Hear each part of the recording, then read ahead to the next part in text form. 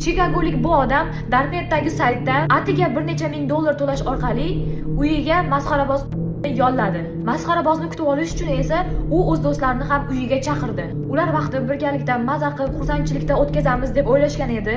Ammo masxaraboz o'zini notabiiy va agressiv tuta boshlaganidan ular tezda shu joyda qo'rqib ketishdi. Voqeaning davomida ma'lum bo'lishicha, ular masxarabozdan qutulishi uchun masxaraboz bergan 3 ta o'yinni majburan o'ynashi kerak ekan. Va albatta o'yinlardan birinchisi berkinmachoq ekan.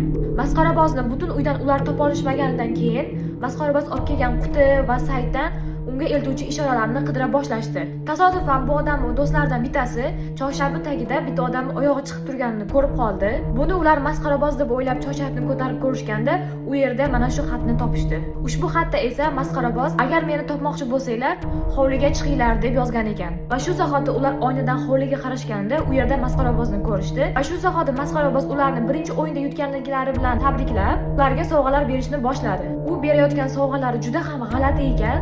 Lekin shunday bo'lsa ham, bu sovg'alardan voz kechish aslo mumkin emas edi. Lekin bu sovg'alarning ichida eng qo'rqinchlisi banka ichida solingan qizil suyuqlik bo'ldi va bu ham yetmaganiga masxaraboz uni shu zahoti ichishlarini aytdi. Suyuqlikni hech kim ichkisi kelmagandan keyin masxaraboz birdan jahl qilib atrofdagi narsalarni sindirishni boshladi. Bu bo'layotgan holatlardan qo'rqqan guruh a'zolari uydagi bitta xonaga bekinib olishdi.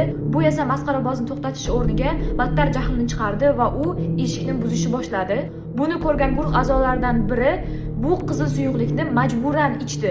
Bu payt eshikni buzib kirib bo'lgan masxaraboz uni suyuqlik ichayotganini ko'rib, zavq bilan kuzatdi. Lekin bundan keyin bo'ladigan hodisalar umuman odamning psixikasiga to'g'ri kelmaydi. Shu sababli voqeaning davomini esa mana shu video 50 mingta like yiqqandan keyin chiqaramiz.